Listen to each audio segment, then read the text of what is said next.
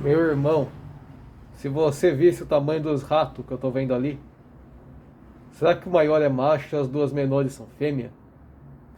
Não é sobre ratos que eu vou falar nesse vídeo. É sobre um livrinho pequeno, tá? Que você lê em um dia. Mas é bem legal. É do Lao Tse. Lao Tzu, alguns pronunciam. Lao Tzu é um filósofo chinês bem famoso. Tao Te Ching, o livro do caminho e da virtude, tá? Aí que tá um enigma. Durante o livro é muito falado sobre Tao, o Tao, o Tao. O que é o Tao? Tao, se você traduzir ao pé da letra, significa caminho, em mandarim antigo. Aí que tá. Lao Tzu, ele informa que não se pode traduzir o Tao ao pé da letra. Porque se você tenta fazer isso, você já falhou. O Tao, na verdade, é uma força. Ele move tudo. É a origem de tudo, tal. Né? Ele vem do nada. E do nada que surge tudo. É o fluxo natural da natureza. Ele está falando do quê? Do Big Bang? Não, ele está falando que o caminho ele é qualquer direção. Vamos fazer uma metáfora engraçada? Reparou que qualquer caminho que você vai chegar no oceano? Pode estar um pouco mais longe cada caminho, óbvio. Mas todos os caminhos dão no mar, percebeu? Se você for sempre reto em qualquer sentido, sempre vai parar no mar. É mais ou menos isso na minha interpretação, tá? Não é uma metáfora que ele usou no livro, tá? Mas é o que eu pensei. E mas falando sobre a água, você pensa na água. A água é a água é macia, é maleável e ela sempre fica no ponto mais baixo, que é onde ninguém quer estar embaixo. Mas a água, de tanto ela bate na pedra, ela molda a pedra aos poucos. Aos poucos a pedra vai se deformando. Até o vento é assim, na verdade, né? E, e aí que tá. O tal é como a água, porque ela faz a adaptação. Né? Ele no livro ele fala muito sobre você parar de reclamar, você parar de forçar a barra e ir se adaptando na fluidez, na fluidez da vida, né? Coisas vão e acabam. Tem que apertar aqui esse botãozinho de alarme. Foi o Lao Tse que criou aquele símbolo de Yin Yang. Sabe aquela bolinha lá que é metade preta, metade escura? Isso aqui? Então, isso aqui é um Yin Yang. O Yin Yang, muita gente associa isso a bem e mal, né, aqui no Ocidente. Isso na verdade é uma interpretação errônea. Isso aqui é preenchimento de opostos. Pode ser masculino e feminino, mas não é masculino e feminino só no sentido de homem e mulher. É o sentido de dar e nascer também. Existe uma analogia muito antiga, né? Acho que foi a primeira religião do mundo foi essa, que é da comparação da fertilidade da terra com a fertilidade de uma mulher. O homem goza na mulher, ela engravida. A chuva cai sobre a terra e as plantas crescem. Por isso que culturas antigas chamavam de Mãe Terra ou Deus Pai. Porque Deus é Pai no masculino. Porque ele é o céu. O céu é interpretado como homem, a terra como mulher. Porque só nasce coisa da terra se a chuva, no caso um gozo, cai sobre ela. Na mitologia grega, por exemplo, Urano e Gaia. Urano era o céu, Gaia era a terra, que aí foram derrubados pelos titãs. Essa analogia também tinha na China. E no caso, o Lao Tse ele chamava o Yin de mulher e o Yang de homem, no sentido de nascer e de dar, de impor e respeitar. É como uma analogia. Não, e por isso também tem o pontinho dentro. Daquela parte branca tem um pontinho preto dentro, e aquela parte preta tem um pontinho branco. O homem não é inteiramente agressivo. A mulher não é inteiramente passiva. Né? A gente, um homem só nasceu graças à união de um homem e uma mulher. Assim como uma mulher só nasceu na união de um homem e uma mulher. Né? E aonde ele quer chegar aqui? Tem uma coisa, né, que chama WEIU. W-E-W-E-I. WEIU. Você, você não pode lutar contra uma coisa que é imutável. O que seria uma coisa imutável, né? Olha, você não pode ficar xingando a chuva. Não adianta você ficar xingando o céu porque tá chovendo, né? Você que ande com guarda-chuva. Ah, mas tá dando enchente. Tá. O que dá enchente? Porque vocês sujam a rua? O governo é isento também não limpa? Vai chover de qualquer jeito. Você tem que saber lidar com a chuva. Ah, mas deu um desmoronamento ali. Você se preparou para aquele desmoronamento, por acaso? Você foi construir a sua casa bem embaixo da montanha? Você tem que se preparar. Você não pode reclamar de algo que é natural, mas você se adapta a ele. Você vê que, por exemplo, no ser humano, tem gente que nasce e vive na cidade mais fria do mundo. Tem gente que mora na cidade mais quente do mundo. Independente do clima, o ser humano dá um jeito de se adaptar. Como diria Darwin, não é necessariamente o mais forte que sobrevive, é o que melhor se adapta, né? Isso é uma mentalidade que já tinha na China há muito tempo, como a gente pode perceber no livro do Lao Tzu. E se a gente tem um conceito, a gente tem o conceito de um zero na questão, né? O que eu quero dizer com isso? Ele dá em exemplo no livro, se você tem concepção de beleza, você tem uma concepção de feio. Se você acha uma mulher bonita, por que ela é bonita? O que te chama a atenção nela? O rosto? A silhueta dela?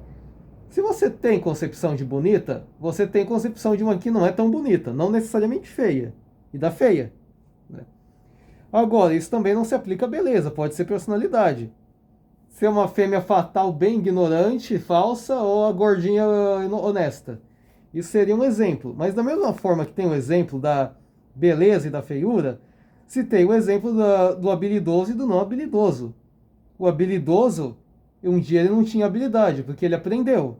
Ele soube lidar com ela.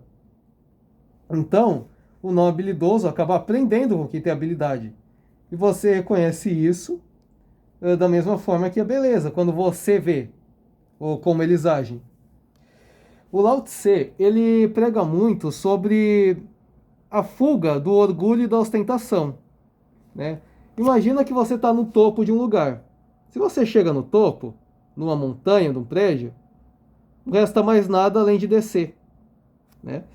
O que ele quer dizer com isso? Você se ostenta, você exibe o que faz, você mostra que você fez ação caridosa e coisa parecida. Opa, então ele tem muito dinheiro? Se você fica se ostentando, se mostrando, você atrai inimigos. Você atrai, pode ser pessoas com inveja, podem ser ladrões. Então o que ele diz? Ele orienta boa parte do livro a você não ficar se exibindo, não se veste medalhas, né? Porque o sábio não faz o que faz para se expor, para ostentar. Ele faz porque ele crê que deve ser feito, né? Um político populista, ele sempre gosta de ficar mostrando que ele está em ação caridosa, que ele está com o povo, exibe lá a bandeira do seu país, usa discursos genéricos de combate à pobreza e sei lá. Pois bem, quando ele faz isso, ele gasta muito tempo, na verdade, mais se expondo do que fazendo o certo em definitivo, se é que o que ele fez é tudo isso, né? Então, você não busque também ficar inferiorizando e envergonhando as pessoas, parecendo que é maior. Eu sou mais inteligente. Eu estou na sexta série e você na quinta. Eu tenho doutorado, você não. Tipo o Sheldon, quando ele zoou o Howard lá no The Big Bang Theory, porque o Howard não tem PhD e é engenheiro. Pô, mas engenheiro também é uma profissão muito importante. Howard, inclusive, era engenheiro espacial. Ele projetava foguetes para ir para o espaço, e não casas, né? Mas o Sheldon era astrofísico com PhD. As duas profissões podem ser importantes e complicadas se ter.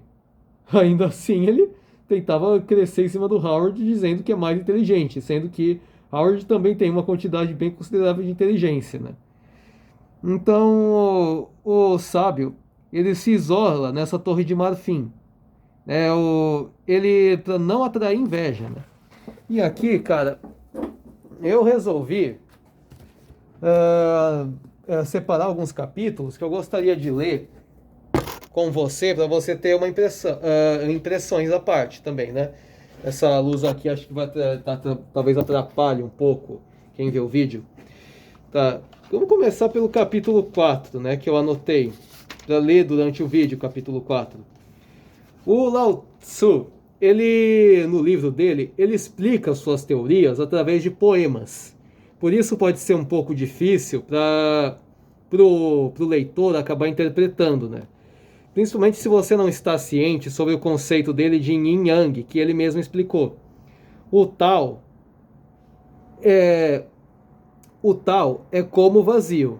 Em nosso emprego, dele devemos estar em guarda contra toda a plenitude. Quão profundo e insondável é, como se fosse o honrado ancestral de todas as coisas. Devemos embotar nossas pontas afiadas, o desvendar as complicações, harmonizar a luz, quão puro e tranquilo é o tal, como a existência eterna. Não sei de quem sou filho, venho diante de Deus. Tá? Mano, você percebeu que isso aqui é bem complexo de entender? Eu não gosto muito desse tipo de filósofo, porque as explicações dele, o rato correndo ali me fica chamando a atenção, toda hora eu olho pro rato. O filósofo em questão, né, quando ele dá essas metáforas difíceis, ele complica um pouco o entendimento do leitor, por isso é sempre bom ter alguém para explicar. Nessa parte, ele fala de emprego. A gente também pode interpretar como relacionamento. Uma mulher, por exemplo, que está em busca de um homem com dinheiro para ficar sustentando ela. O caminho dela vai sempre depender de outro? O caminho dela vai sempre depender dela mandar em outro? Se ela está ali para sugar, um dia a fonte dela acaba. Se você trabalha e você quer derrubar uma outra pessoa na empresa para ver se você cresce, na verdade você mesmo cai quando você tenta fazer isso. É como se fosse uma lei de karma, né? E ele busca tentar explicar isso no capítulo 4, além de alguns outros capítulos, né, para exemplificar. Aí a gente fala do masculino, yang, penetração, conquista, batalha, imposição, yin, feminino, recepção, porque recebe, da mesma forma que um pau entrando no útero. Recepção, conquista, recepção, intuição, acolhimento, geração, gerar, de nascer. Então, assim, cara, quando você planta o mal, você colhe o mal. Então, se você planta a ostentação, que a ostentação é uma coisa ruim, porque você tenta se exibir, você se mostra como maior que os outros ao se exibir, você acaba colhendo mal, porque você plantou. A recepção, que foi o yin, acabou dando um mau fruto. O mal só nasce onde tem uma terra apropriada para ele nascer. E o que e aí ele dá um exemplo num vale, né? O que seria um exemplo no vale? A montanha, ela é yang, porque ela é grande e as coisas acabam escorrendo dela. Rios caem de montanhas. O vale que está abaixo é o útero, é o feminino.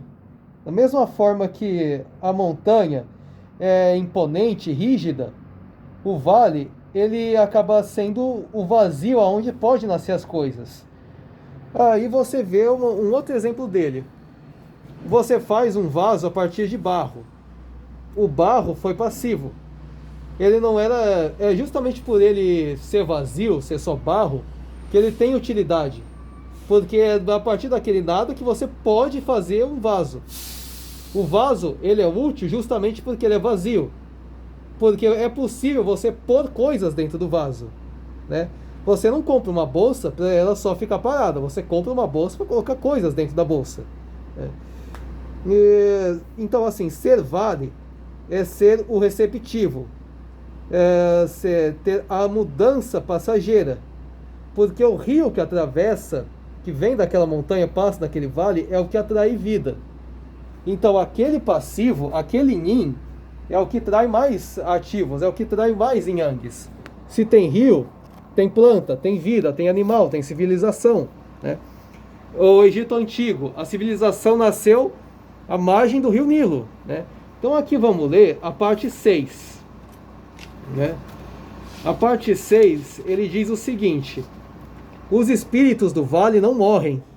O mistério feminino, assim nomeamos.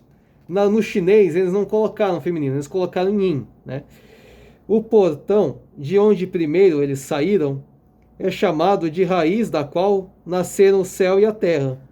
Longo e interrupto, seu poder permanece, usado com cuidado e sem o toque de dor, né? Porque o que quer dizer com cuidado e sem o toque de dor? O rio ele é fluido, o rio ele é natural, né? Você vai tentar interferir no fluxo do rio? Se você tentar tampar aquele rio, vai dar um desastre do caralho, porque vai dar interrupção em toda a vida que gira em torno daquele rio, né? Então, continuando aqui, meu. Nossa, como eu estou desajeitado aqui. Se a gente se pensa tanto em tentar crescer prejudicando os outros, a gente mesmo se prejudica. Isso eu expliquei. Então, você acha que não foi uma ação pensada a pessoa tampar aquele rio? Claro que sim. Ele plantou, ele colheu, né? Então, da mesma forma que uma coisa só cresce a partir da ação de outro. Isso vale para o bem também, óbvio. E assim, o sábio ele acaba sendo flexível como um bebê. É um exemplo dele, tá?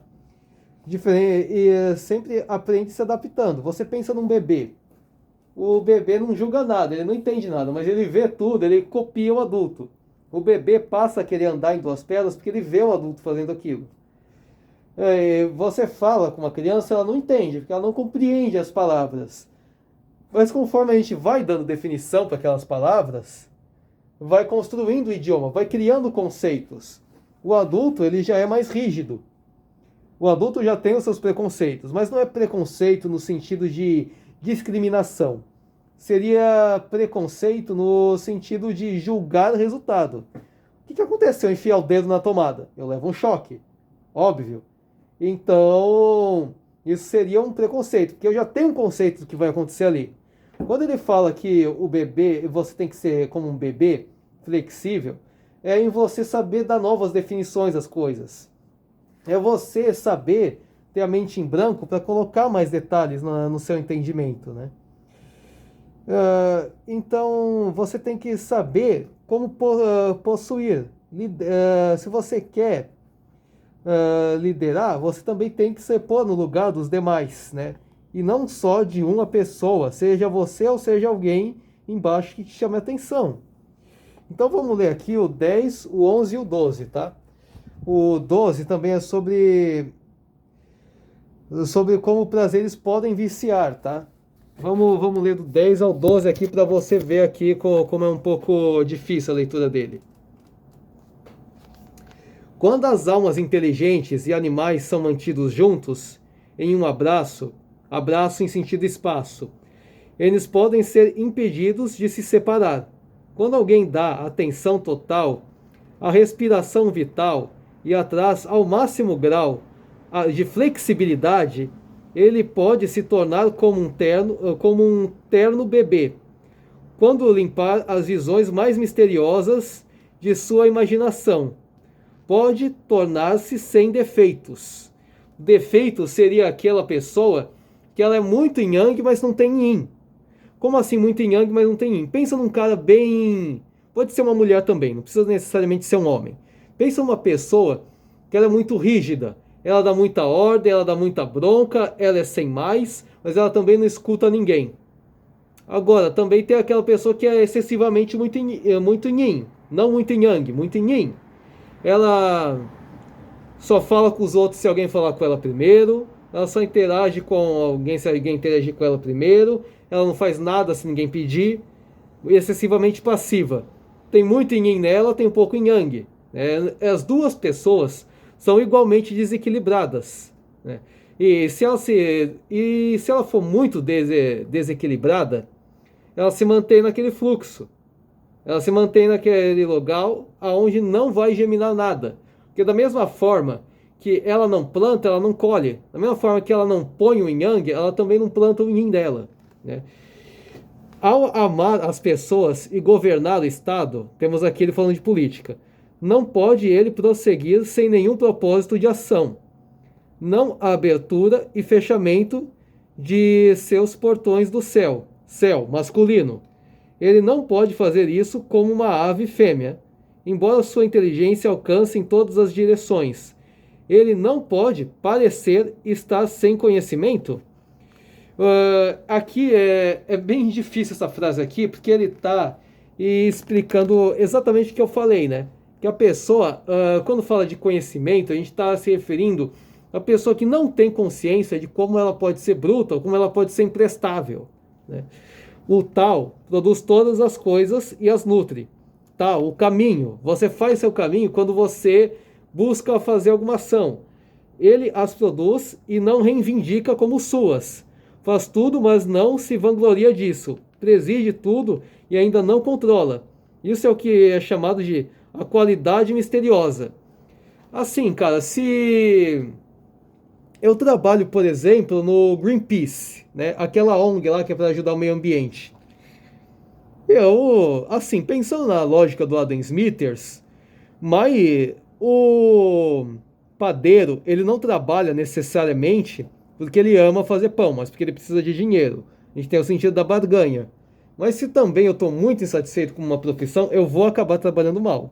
Isso é um fato, né? E quando a gente fala dessa nutrição, de reivindicação, o padeiro, ele não produz todo aquele pão para ele comer todos aqueles pães sozinho. Ele produz aquilo para mandar para outra pessoa comprar aquele pão. Então, da mesma forma, o céu e a terra, eles não fazem aquilo por prazer. Mesmo porque eles não têm prazer, eles são elementos. É uma coisa, não é uma concepção humana, uma concepção natural, naturalista. Então, o céu e a terra, eles fazem isso de uma forma natural, né? Uma mulher pode não querer ser mãe, mas se ela transar, ela pode engravidar, sem proteção.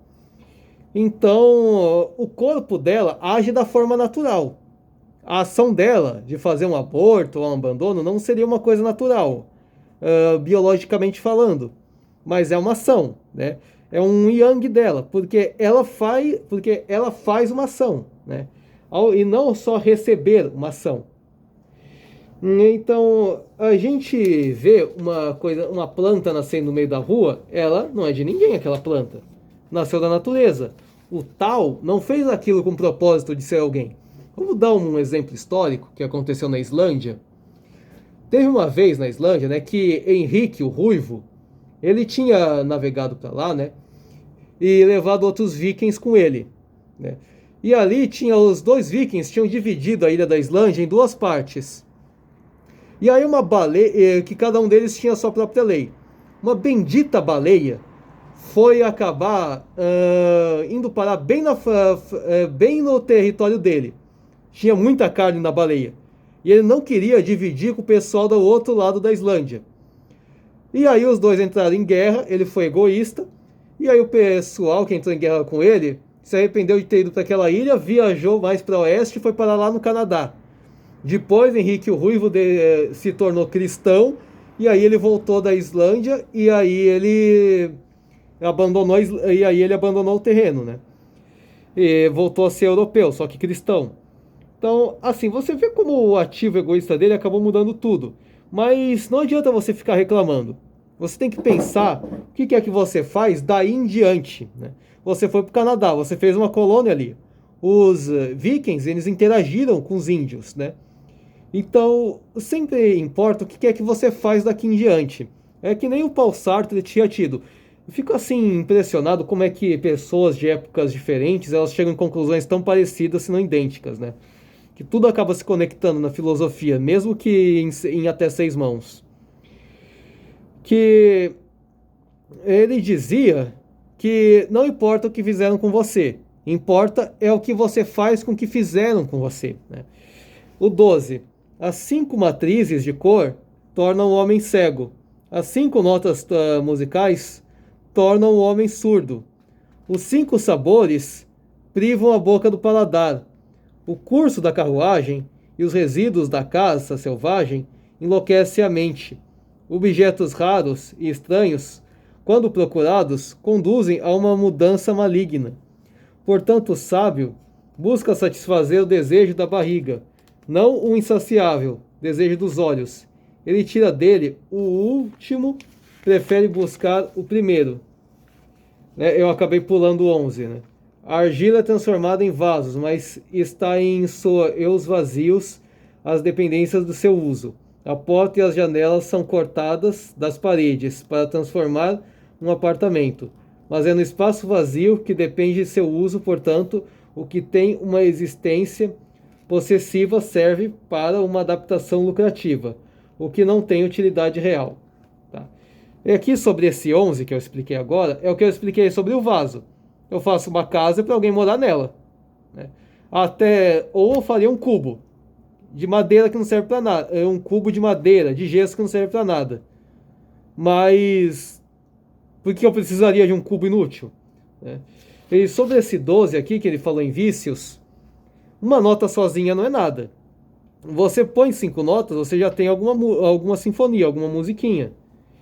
Agora, quando ele fala privar a boca do paladar, a música tornar o homem surdo, quando ele fala disso, ele está falando sobre os nossos vícios, né?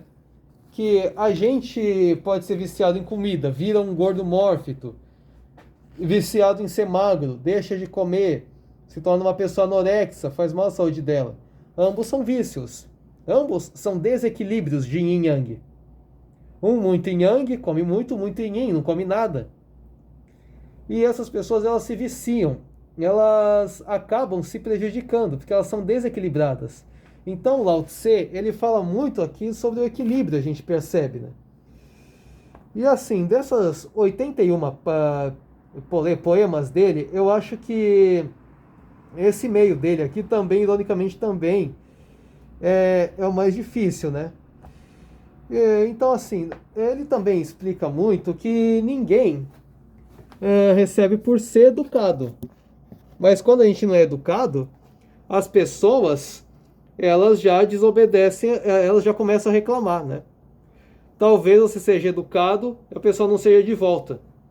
Mas aí eu revido com mais violência e tudo desequilibra de vez, né? Isso, quando o 13, ou na parte 3, ele fala: favor e desgraça devem ser igualmente temidos. Honra e grande calamidade ser consideradas como condições pessoais do mesmo tipo. O que significa falar de favor e desgraça? A desgraça é estar em baixa posição após o gozo do favor. Presta atenção nessa frase dele, que eu gostei bastante. A desgraça é estar em baixa posição após o gozo do favor. A obtenção desse favor leva à apreensão de perdê-lo. E isso leva ao medo de ainda maior calamidade. Isso é o que significa dizer que favor e desgraça devem ser igualmente temidos. E o que significa dizer que honra e grande calamidade devem ser, da mesma forma, consideradas como condições pessoais. O que me torna sujeito a grandes calamidades é eu ter o corpo que chamo a mim mesmo. Se eu não tiver o corpo, que grande calamidade poderia vir a mim? Portanto, aquele que administra o reino, honrado como de honra de sua própria pessoa, pode ser contratado para governá-lo, e aquele que o administraria com o amor que ele tem por sua própria pessoa pode ser confiado.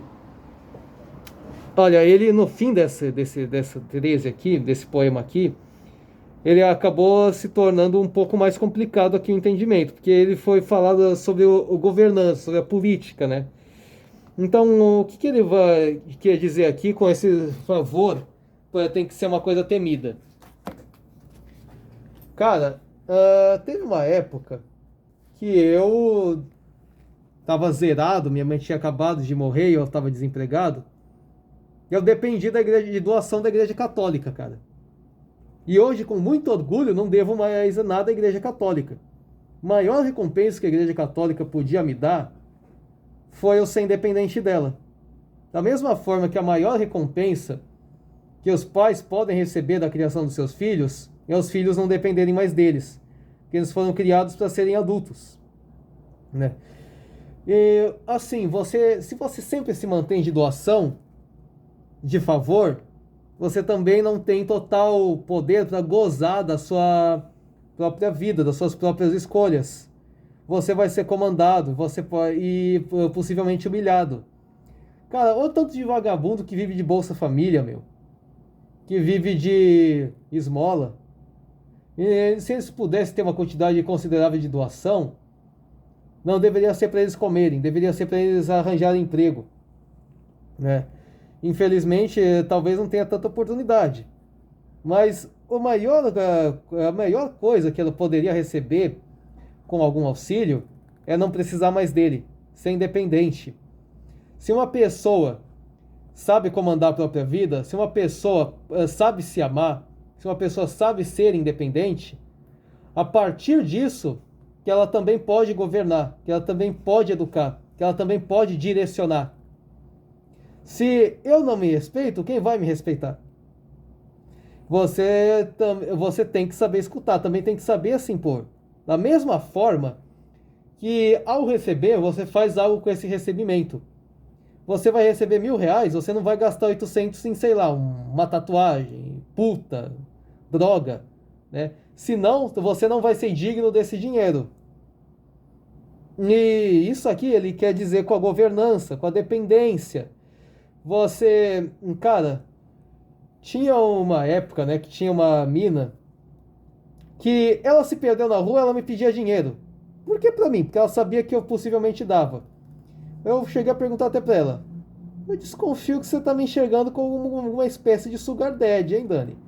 Aí, tipo assim, passou mal, me pedia dinheiro. Meu, uma vez ela me pediu pra pagar a conta de luz dela. Eu quase falei assim pra ela quando eu via ela pedindo isso pra mim. Que intimidade é essa pra mim pagar suas contas? A gente tá com muita intimidade e eu vou começar a te pedir favorzinho. Óbvio, eu não falei isso, né? Porque eu me contive. Mas. Olha o alarme aqui. Mas, cara, é uma vergonha a pessoa ser irresponsável a ponto de ter que ficar pedindo dinheiro pra alguém. Porque isso é falta de responsabilidade, sim, né?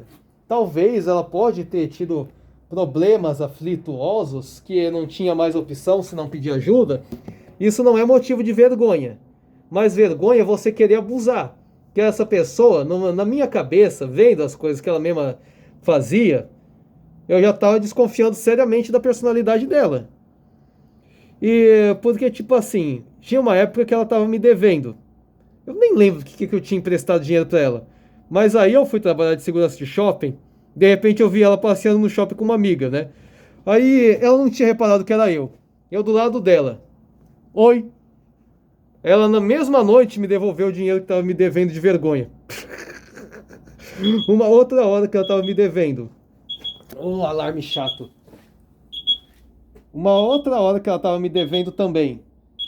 Eu estranhamente vi ela no status dela comendo num self-service com um monte de punk. Coisa que eu inclusive odeio.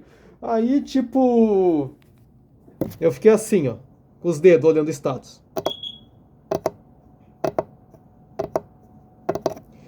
Aí ela foi me pedir dinheiro uma vez. Por quê? Por que é que você quer dinheiro? Se eu tenho alguma prova que você tá gastando meu dinheiro com futilidade, eu nunca mais vou te dar um centavo. Ai, minha amiga usou droga, bebeu, ela desmaiou, preciso levar ela pra casa. Não, não vou ajudar. Ela pode se fuder mesmo. Porque, tipo, meu, isso aí é consequência do ato dela. Não fica ajudando os outros esperando que eles vão te retribuir, viu? Você me respeita que sou eu que pago suas contas. Essa patada é foda, meu. E aí eu briguei com uma vadia que era amiga dela, nunca mais falou comigo e ó, tá perfeito pra mim, porque não tem encheção de saco. Pena que agora também não vai pagar a dívida que tinha, né? Então assim, cara, eu tive que aprender a falar não. Mas convenhamos, é melhor eu ter um prejuízo pequeno do que ter vários prejuízos a longo prazo, né? Que a longo prazo vai dar prejuízo maior ainda. E assim, eu devo de lembrar que prejuízo não é só uma questão de dinheiro, é uma questão de paz também, né? Porque eu já vi que aquela pessoa não tinha caráter mesmo, então eu quero que se foda. E é isso aqui que o Lao Tse, ele também ensina. Ele não fala palavrões durante o livro, tá? Mas ele fala sobre essa dependência, sobre a falta de amor que ela tem por si mesma. Ela não é honesta, por que ela gostaria que eu fosse bondoso com ela? Isso a gente vê que da mesma forma que favor e desgraça são igualmente temidos. Você teme sofrer desgraça com você, mas você também tem que temer viver de favor. Não viva de favor. Você tem que ser responsável e se autossuprir. Você tem que ser independente do algo externo. Porque senão depois do dia que eu te falo não, você também fica bravinho. Você não tem direito de reclamar de uma coisa natural. Da mesma forma que você não pode ficar reclamando que chove, ou que um vulcão entra em erupção, você não pode reclamar que uma pessoa depois já não vai mais com a sua cara. Você tem que aprender a se adaptar, você tem que aprender a lidar. Eu juro por Deus, se um dia aquela pessoa me mandar mensagem pedindo ajuda mais uma vez, eu vou falar o diabo. Nunca mais dou um centavo. Principalmente porque depois eu fiquei sabendo que ela morou sei lá quantos meses com outras duas pessoas e ela deu uma recaída na cocaína. Ou seja, voltou a usar droga. Pode esquecer, nunca mais vai ter meu dinheiro. Mas, enfim, né? O Lao Tse, aqui no capítulo 18, ele fala uma coisa muito importante. Que quando a gente deixa de ser bondoso, quando a gente deixa de ter harmonia, aquele negócio do respeito que eu tinha falado, as pessoas depois começam a fazer leis sobre isso. Ó, vamos ler. Quando o grande tal caminho ou método deixa de ser observado, a benevolência e a justiça entraram em voga. Então apareceu a sabedoria e a perspectiva, e seguiu-se uma grande hipocrisia. Quando a harmonia não mais prevaleceu entre os 6 parentescos, os filhos piedosos encontraram sua manifestação. Quando os estados e clãs entraram em desordem, apareceram ministros leais. O que eu quero dizer com isso? Olha, vamos dar um exemplo, uma coisinha bem aleatória. O Vladimir Putin, né? Aproveitando que eu li há pouco tempo a biografia dele. Olha, atualmente o Vladimir Putin, ele não está mais dormindo em Moscou, ele está dormindo em bunkers. Porque houveram atentados em drones em Moscou, que foram ucranianos que fizeram, né? E alguns ministros de guerra dele já chegaram a ser presos por corrupção. Eles mesmos podem estar conspirando para matar o Putin, dominar o poder da Rússia, ou desertar. Algumas tropas militares avançaram contra Moscou, da própria Rússia. Então, assim, os seus amigos podem ser os seus maiores inimigos. Seu inimigo pode estar bem mais perto do que você imagina. Porque, então, se ele também nunca tivesse iniciado a guerra com a Ucrânia, ele também não correria tanto risco quanto ele corre agora. E assim, vamos dar um exemplo completamente diferente que também se encaixa.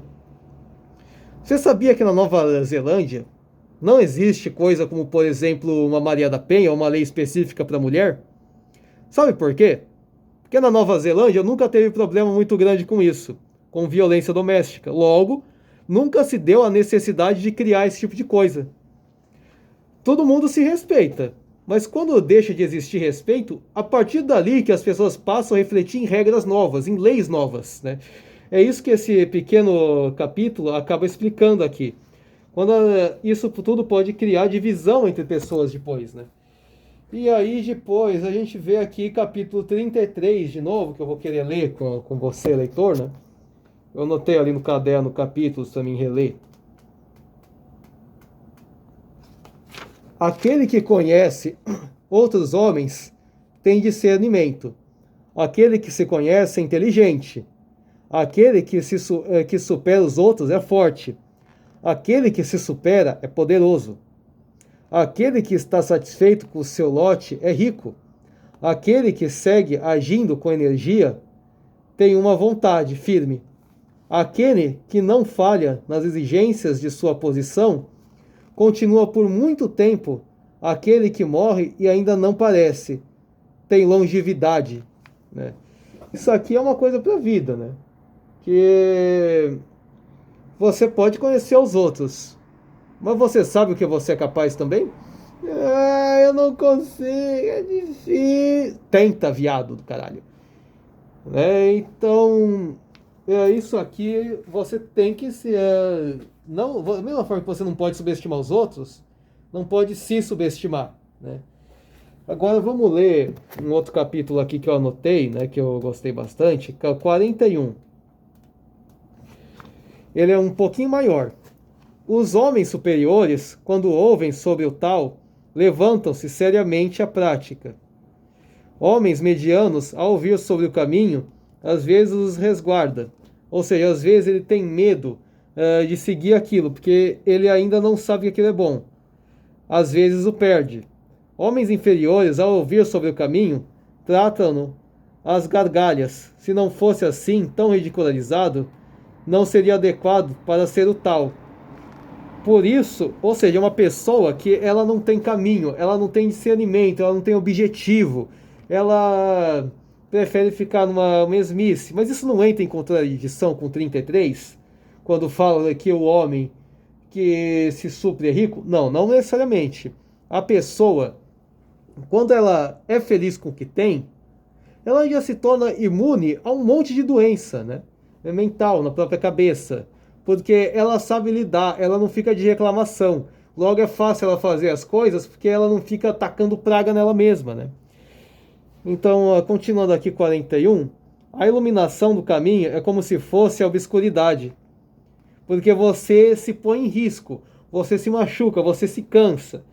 O avanço do caminho é como se fosse o retrocesso.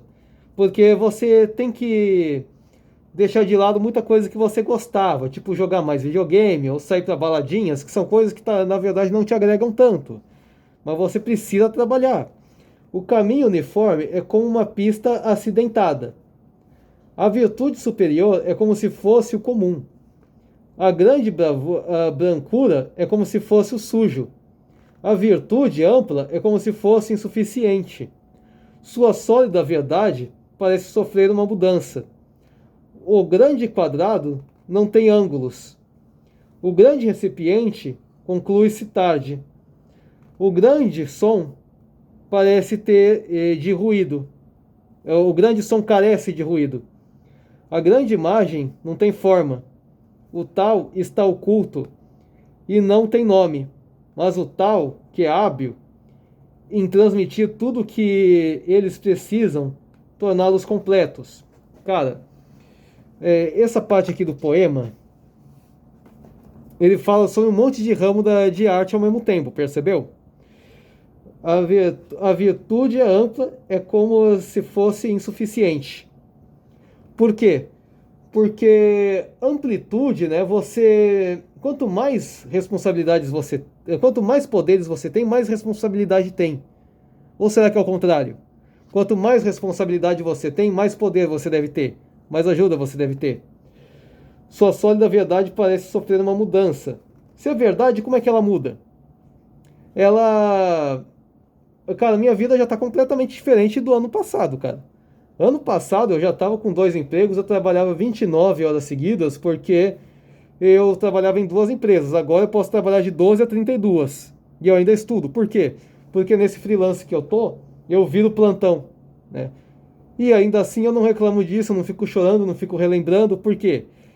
Porque a minha verdade, o meu foco, o objetivo, ele ainda pode ser o mesmo. Mas o jeito que eu conquisto ele mudou. Eu entrei em outra fase. O grande quadrado não tem ângulos. Como um quadrado não tem ângulo? Um quadrado não é assim? Quando ele fala de quadrado, é porque ele não está falando de uma coisa certa. Um quadrado pode ser uma forma perfeita, mas como seria um caminho perfeito? Se no meio do caminho você sempre vai ter deslizes. O grande recipiente conclui-se tarde. demora para você fazer uma coisa grande, seja crescer profissionalmente, seja você construir um edifício com cautela, com regramento, que seja bem construído. O grande som carece de ruído. A grande imagem não tem forma. Grande imagem não tem forma. Você paga muito pau para arte, né? Para pinturas. Mas você parou para pensar como um simples pôr do sol pode ser bonito, né? Às vezes a gente não repara a beleza do mundo natural.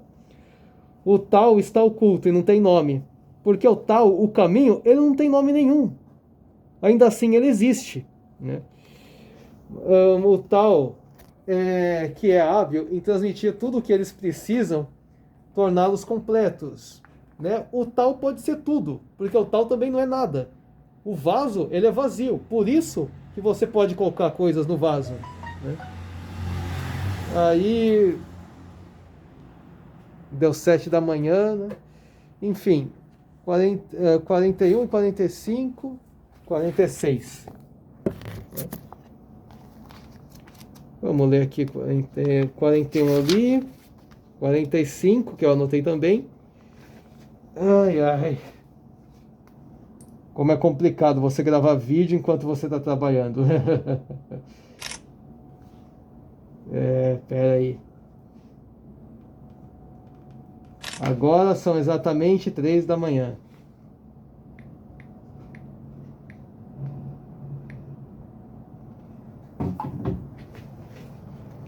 Quem pensa que suas grandes conquistas são podres, deverá encontrar seu vigor por muito tempo. A suprema abundância parece vazia, e sua utilização não esgota. Faça o que é reto, e mesmo que pareça torturoso, considere. Tua maior arte ainda parece estúpida. A suprema eloquência parece tartamudear. O movimento vence o frio e a quietude vence o calor. A transparência e a quietude atuam governando sobre o céu. O Lao Tse, nesses poemas aqui que ele dá, você percebe já que ele usa muitos termos opostos para complementar. Porque o yin e yang não são opostos que se complementam? Ele muitas vezes aqui fala que o vazio é o tudo, não é? Ele não fala que o que é bom não parece que é ruim, o que é ruim não parece que é bom, porque existe aquele yin yang nisso também. Aquilo que é yang, no fundo é yin também. Aquilo que é yin, no fundo também é yang. A bolinha dentro tem outra bolinha, né? Por isso você repara, então você tenta reparar nisso, a suprema abundância parece vazia. Aquele yin yang, na verdade, podia ser um yin também, né? Você vê que quem pensa nas grandes conquistas são podres, deverá encontrar seu vigor por muito mais tempo. Uma pessoa que tem inveja, por exemplo, critica muito, e por ficar o tempo inteiro criticando, ela deixa de ir atrás da dela, porque ela está mais preocupada em ficar apontando o dedo para o outro. Essa pessoa não ajuda ela, mas também não ajuda a si mesma, né? Quando o tal prevalece no mundo, eles enviam seus cavalos velozes para puxar os carrinhos de esterco. Quando o tal é desconsiderado no mundo, os cavalos de guerra se reproduzem nas terras de fronteira. Não há culpa maior do que sancionar a ambição. Nenhuma calamidade maior do que ser descontente com o próprio destino. Nenhuma falha maior do que o desejo de obter. Portanto, a suficiência de contentamento é uma suficiência duradoura e imutável. Cara, contentamento duradouro e imutável. Todo dia você acaba conquistando uma coisa, né? Uma longa caminhada começou sempre com um passo. Então, quando ele fala de os seus cavalos mais velozes puxarem carrinhos de esterco, ele me deu aqui em exemplo uma coisa que parece ruim para um cavalo, né? Mas se ele é tão bom assim, ele pode fazer o pior serviço, né? Se uma pessoa fosse tão ruim, ela não teria que fazer um serviço ruim sempre, né? Então, assim, uma pessoa que está em cima, ela sempre tem que respeitar quem está embaixo, porque ela teria que ter, ela em teoria teve que começar ali também, né? Caso contrário, ela também não é uma pessoa que sabe exercer aquele posicionamento dela, né? Então aqui eu anotei página 49 e 58. O homem sagrado não tem coração. Toma o povo como seu coração. Aqui ele está falando de política, né? Para aqueles que são bons para mim, eu sou bom. Para aqueles que não são bons para mim, eu também sou bom. E assim todos passam a ser bons. Para aqueles que são sinceros comigo, eu sou sincero. Para aqueles que não são sinceros comigo, também sou sincero. E assim todos são sinceros. O sábio tem no mundo uma aparência de indecisão e mantém sua mente em um estado de indiferença para todos. Todas as pessoas mantêm seus olhos e ouvidos voltados para ele. Ele trata todos como seus filhos. Que ele fala muito sobre respeito e evitar perder o controle sempre. A pessoa não gosta de você, talvez eu também não goste dela. Eu me esforço para tentar ser o mais respeitoso possível, né? Caso contrário, eu trago mais desequilíbrio, né? O yin-yang, taoísmo, é sempre resumido em equilíbrio. Lembre-se disso. Então, cara, a pessoa não é sincera comigo, eu vou ser bem sincera com ela, da mesma forma que eu devo ser sincero com quem é, né? Onde governa, e quando ele fala ali do povo, ele fala que aquele homem bom não tem o coração para servir a ele mesmo, é servir a população dele. Onde governa a tolerância, o povo tem tranquilidade. Onde governa a discriminação, o povo tem insatisfação. É na desgraça que se encontra a felicidade. É na felicidade que se encontra a desgraça. Ó, aqui de novo em Yin Yang. Quem é capaz de conhecer estes extremos? Na ausência de governo, o governo passa a agir como um estranho. Bondade passa a agir como maldade. É a ilusão do homem tem seu dia consolidado longamente. Seja quadrado sem corte, seja honesto sem humilhar. Seja reto sem abuso, seja luminoso sem ofuscar. Quando eu faço uma coisa boa, eu sou luminoso. Eu estou fazendo isso para apontar o dedo dos outros e falar: você não consegue, precisa de mim. Não, né? Isso é, senão depois a pessoa vai querer te repudiar também, né? Se sentir incompetente e vai usar a sua incompetência como desculpa. Vai se manter nisso. Então, seja reto, sem abuso. Não posso viver de te dar bronca. Tenho que te encaminhar. Se sou pai, eu te encaminho. Entende? Honesto sem humilhar. Você não sabe... O Sheldon insinuando que o Howard é burro, né?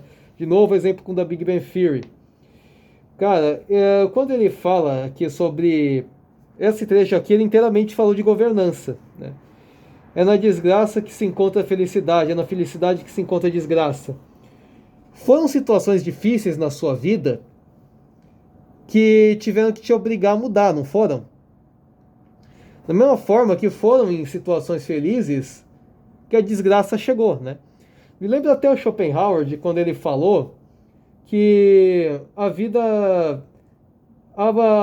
Quando nossos sentidos bons são só um intervalo entre os sentimentos ruins, né? A vida acaba sendo uma constância entre a ânsia de ter e o tédio de possuir, né? Cara, quem mais te decepciona não era alguém que você confiava? Uma pessoa que você não confiava, você não se surpreende mais, né? Agora, da mesma forma que é quando você está em um bom estado, quando você está bem, que de repente acontece um mal que te abala. Uma pessoa que está muito mal, né, uma pessoa que não tem nada, de repente ela recebe um par de sapatos novos. Ela nunca recebeu um presente. Aquilo que parece uma coisa simples para alguém que é burguesinho, para uma pessoa de baixo, isso parece muito legal. Parece muito bom. Porque para ela é muito. Para aquela outra não. Aquela outra não tem tanto sentido de humildade quanto quem está embaixo, né? E quando ele fala isso, na ausência do governo, o governo passa a agir como estranho. Se um governo não tem ordem nenhuma, tipo a Somália ou o Sudão do Sul, cara, ali não é diferente de uma máfia, então. Cada um tá nas suas regras, ele age como estranho, se ele não tem poder sobre nada. E, agora, a bondade passa a agir como maldade, e a ilusão do homem tem seu dia consolidado longamente. Cara, essa parte aqui foi curiosa. Se eu tô sendo bom com você, e aquela pessoa é tão acostumada a viver só de yang sem yin, ou seja, ela é maliciosa, ela acha que eu tô agindo de má fé com ela. Ela não quer me escutar, porque ela só tem yang para dar também. Ou seja, ela me discrimina.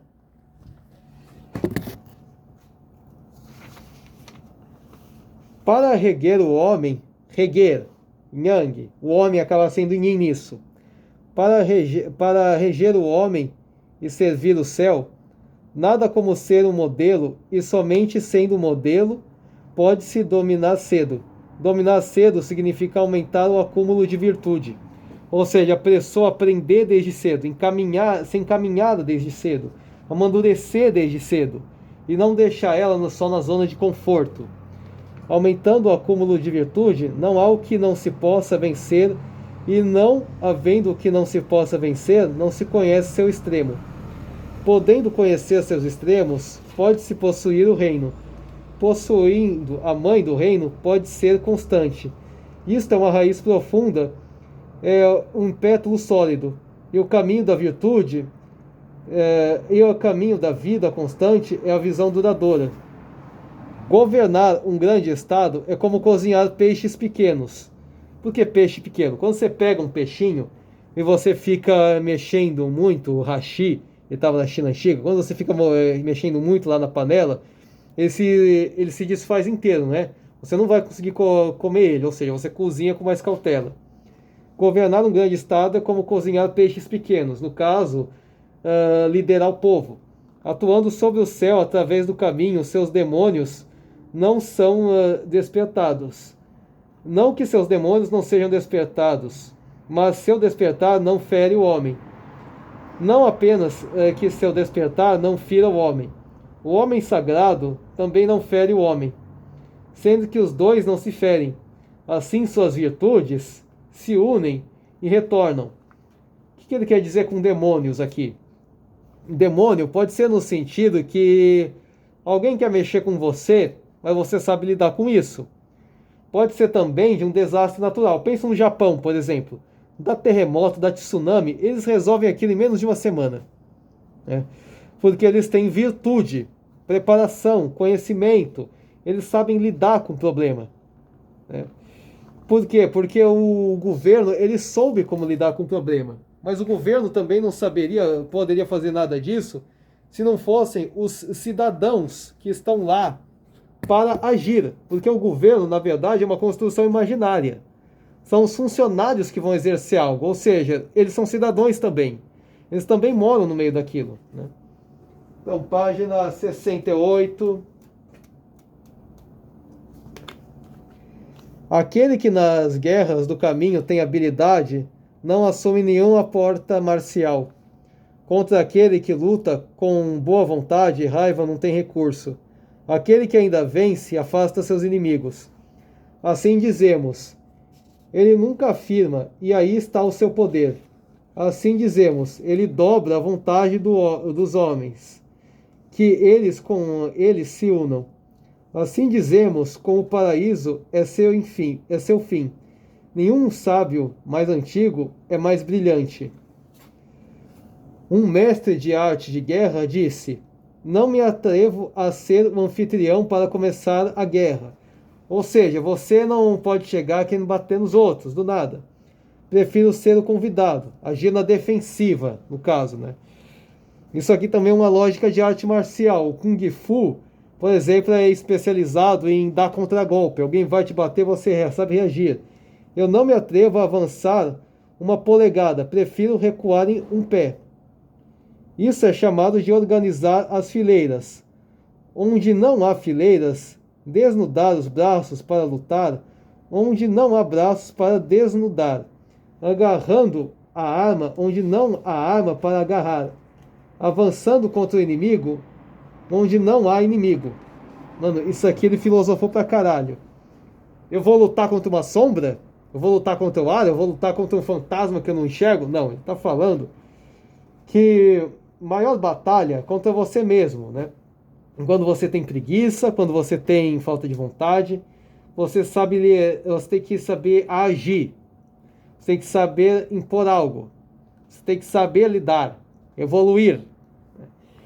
Então, quando você aprende a lutar, ou quando você tem arma, é para você saber lidar com o perigo que vem à sua frente, né?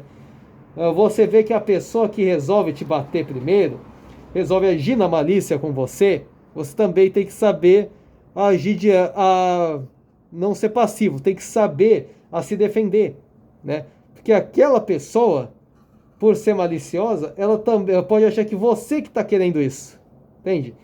Não há calamidade maior do que travar uma guerra levianamente.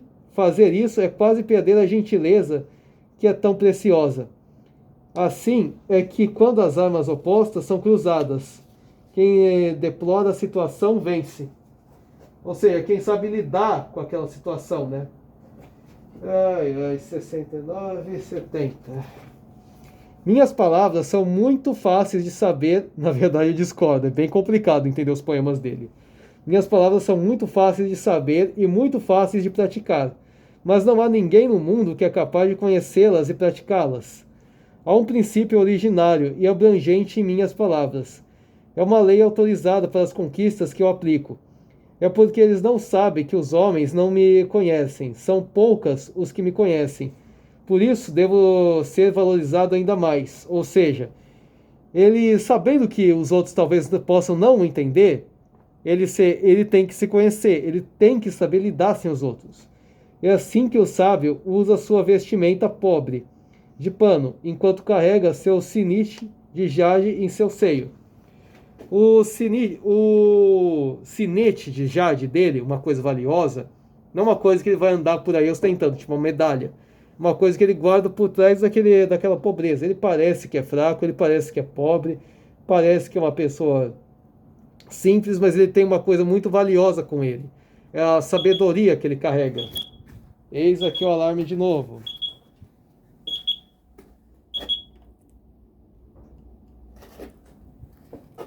Vamos para o 71, né? Você vê como um livrinho de 175 páginas é riquíssimo. Saber e ainda pensar que não sabemos é mais elevada realização. Não saber e ainda pensar que sabemos é uma doença. Assim, o homem sagrado não adoece, por considerar doença a doença. Por isso não há doença. Aqui ele deu uma dilmada, né? Que ele quis dizer. É a mesma coisa que ele falou aqui, a gente encaixa no apenas sei que nada sei. A extensão de conhecimento, de coisas que você pode saber, descobrir, aprender, seja ciência, história ou coisa que for, é infinito. Você tem que reconhecer que você não sabe tudo, né? Eu apenas sei que nada sei. Ele é bem parecido com Sócrates nesse ponto. E agora, para finalizar, eu vou falar os 2 últimos capítulos do livro, para encerrar esse vídeo.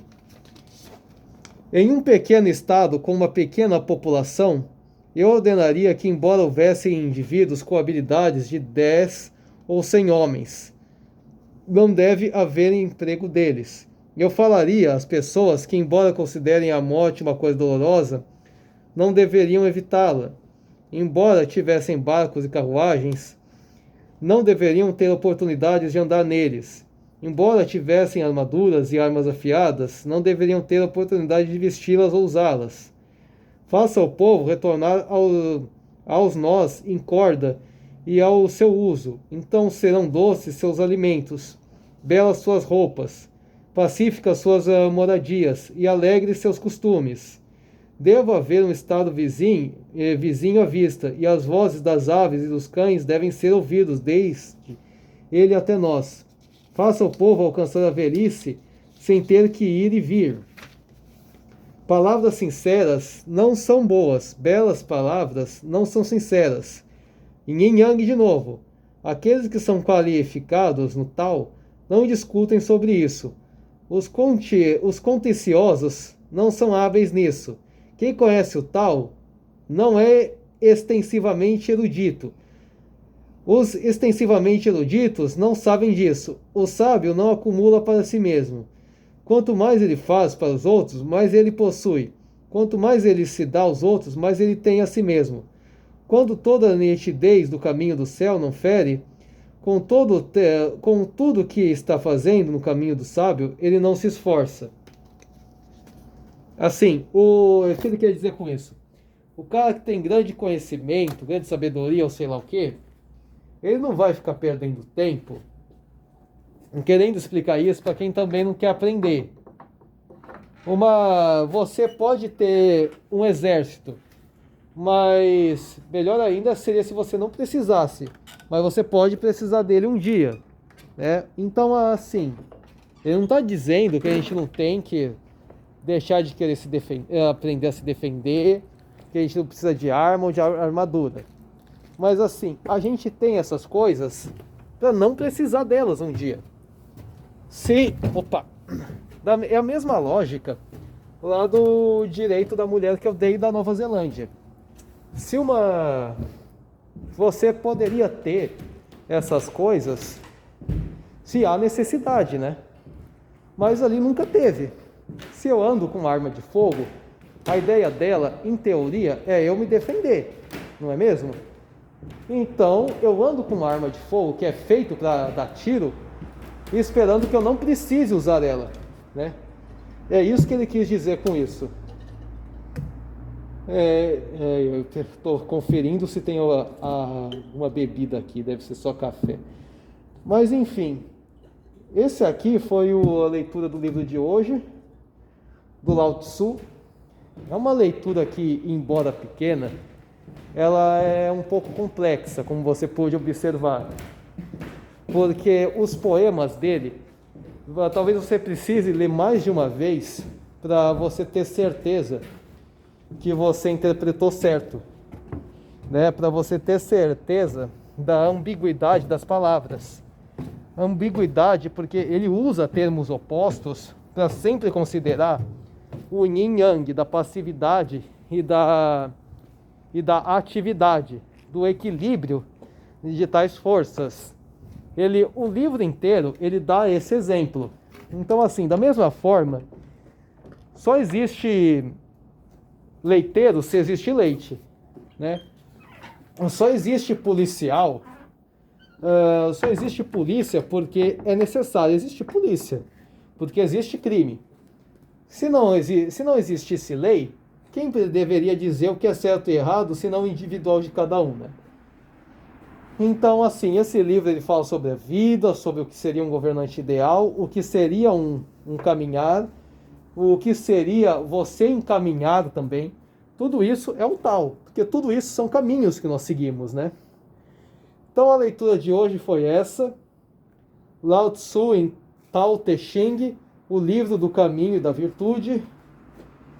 E um forte abraço. Fica com Deus.